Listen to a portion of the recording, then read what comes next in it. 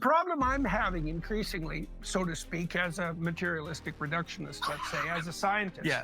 is that it's becoming more preposterous for me to believe that it didn't happen than it is to believe that it did happen. But what does Peterson mean by this? This is why it gets confusing, right? Because it seems like he is saying, both to Alex O'Connor and to Jonathan Paggio here, that of course Jesus rose from the dead, but who was Jesus and how did he rise from the dead and why did he rise from the dead? Peterson's understanding of God's ontology is radically different than Christians who would affirm the Nicene Creed. So this brings us to his views of Jesus as God. See, to Peterson, Jesus is not God because he has two natures, fully God, fully man. He's not God on an ontological level.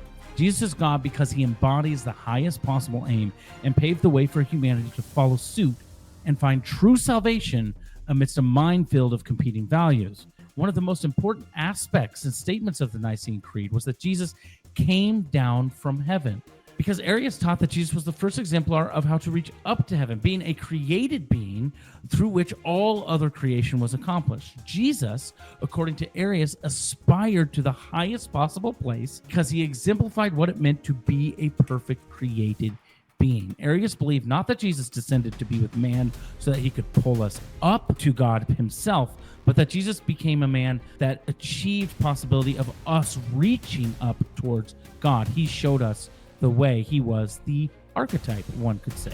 This is not the gospel as told by the church fathers. This is not the gospel of orthodoxy. This is not the gospel according to the apostles. This, of course, is not Arianism proper either, but it carries with it a similar strain of thought when it concerns the purpose and work of Jesus Christ. Thus, it seems to me that Peterson's theology more closely resembles Arianism than orthodoxy, and perhaps we could again call it Jungian Arianism.